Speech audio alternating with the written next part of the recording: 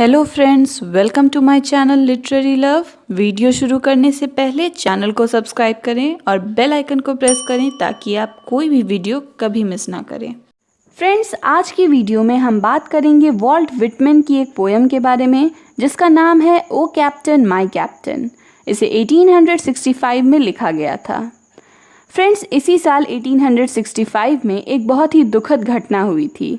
America के 16th president Abraham Lincoln की हत्या यानी कि उनका असैसिनेशन हुआ था और इस घटना से पूरी दुनिया में शोक का माहौल हो गया था। अमेरिका पर खासकर इसका बहुत बुरा असर पड़ा था क्योंकि लिंकन एक काफ़ी पॉपुलर और काइंड हार्टेड लीडर माने जाते थे।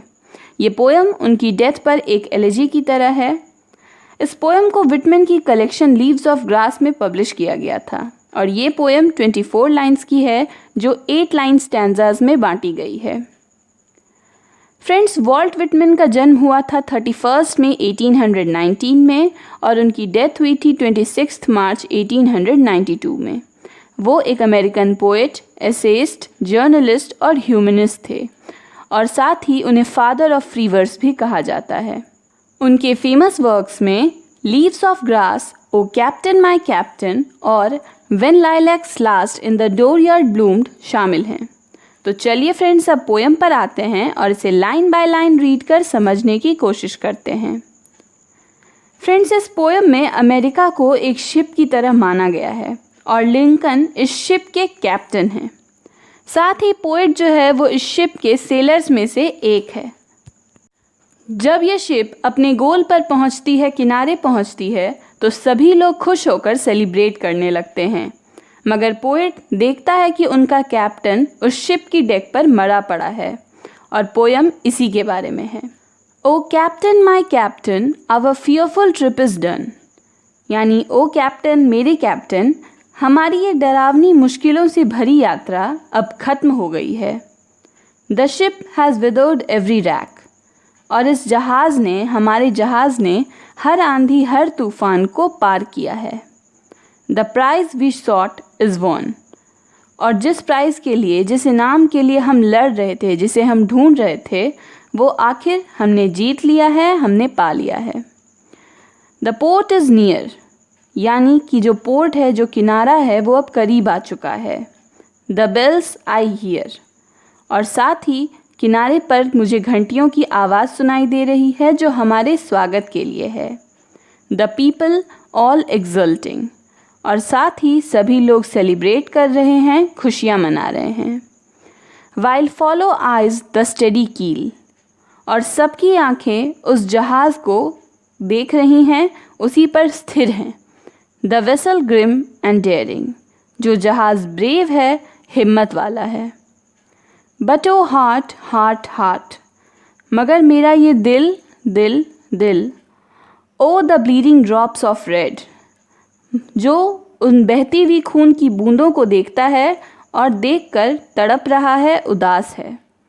Where on the deck my captain lies, जहाँ उस जहाज़ के डेक पर मेरे कैप्टन पड़े हुए हैं या लेटे हुए हैं। फॉलन कोल्ड एंड डेड, वो मर चुके हैं और उनका शरीर ठंडा पड़ चुका है। यानी कि जिस जहाज़ में हम ट्रैवल कर रहे थे वो जीत चुका है, उसने जो इनाम चाहिए थे वो उसे मिल चुके हैं और वो अब किनारे पर आ चुका है। साथ ही सभी लोग खुश हैं, सेलिब्रेट कर रहे हैं, मगर मेरा दिल उदास है, खून के आंसू रो रहा है क्योंकि जो हमारे कैप्टन थे वो उस जहाज़ के डेक पर मरे पड़े हैं और उनका शरीर भी ठंडा पड़ चुका है। O captain my captain, rise up and hear the bells, यानी ओ कैप्टन मेरे कैप्टन, उठिए और उन घंटियों की आवाज़ सुनिए जो किनारे से आ रही हैं। Rise up for you the flag is flung, उठिए क्योंकि वो आपके लिए ही झंडों को लहरा रहे हैं, आपके सम्मान के लिए।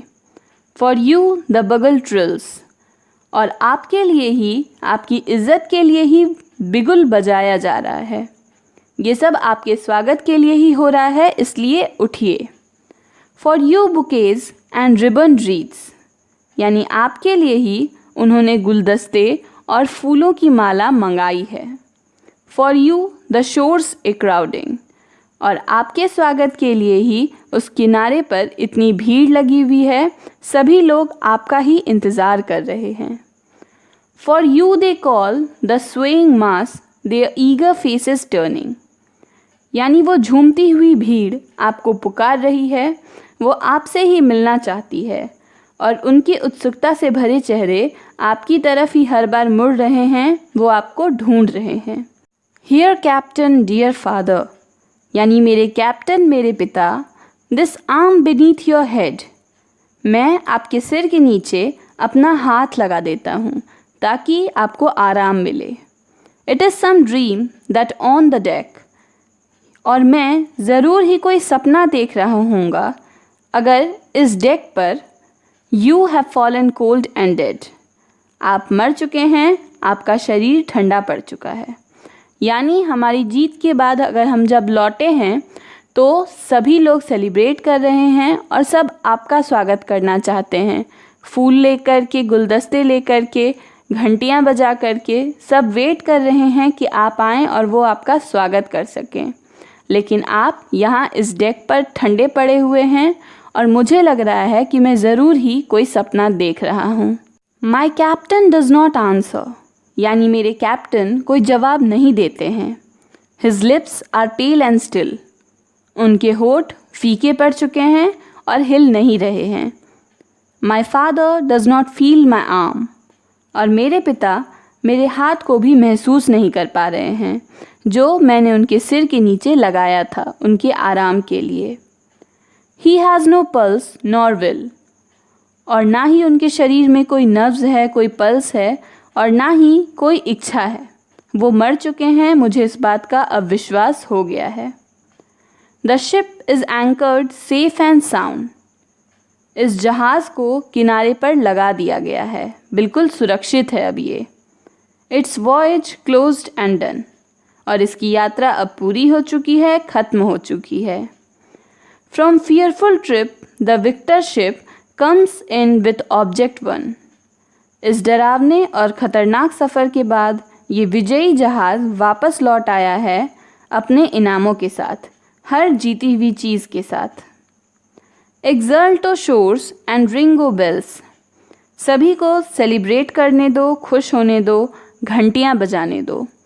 बट आई विथ मोनफुल ट्रीड, मगर मैं उदास होकर धीरे से walk the deck my captain lies, उस डेक पर वॉक करूँगा, चलूँगा जहाँ मेरे कैप्टन लेटे हुए हैं, फॉलन कोल्ड एंड डेड, और वो मर चुके हैं, उनका शरीर ठंडा पड़ चुका है। यानी भले ही पूरे शिप पे जितने भी लोग थे सेलिब्रेट कर रहे हैं, खुशियाँ मना रहे हैं, मगर मैं उदास हूँ, मेरी स्पीड स्लो हो गई है, क्योंकि जो मेरे कैप्टन थे, जो मेरे फादर की तरह थे, वो मर चुके हैं, उनका शरीर ठंडा पड़ चुका है और वो इस शिप के डेक पे हैं। फ्रेंड्स, यहाँ पर ये पोएम ख़त्म होती है। इस पोएम में कई तरह के मेटाफर्स और इमेजरीज़ का इस्तेमाल हुआ है। पोएट उस कैप्टन को अपने फादर फिगर की तरह देखता है और उनकी मौत से वो बहुत ही उदास है और दुखी है। साथ ही वो किनारे पर जो लोग सेलिब्रेट कर रहे हैं उन्हें भी इस बात के बारे में नहीं बताना चाहता है। वो चाहता है कि उन्हें कुछ पल की खुशी मिल जाए इससे पहले कि जब वो जाने कि उनके कैप्टन अब इस दुनिया में नहीं रहे हैं। तो फ्रेंड्स, ये थी वॉल्ट विटमैन की poem O captain my captain.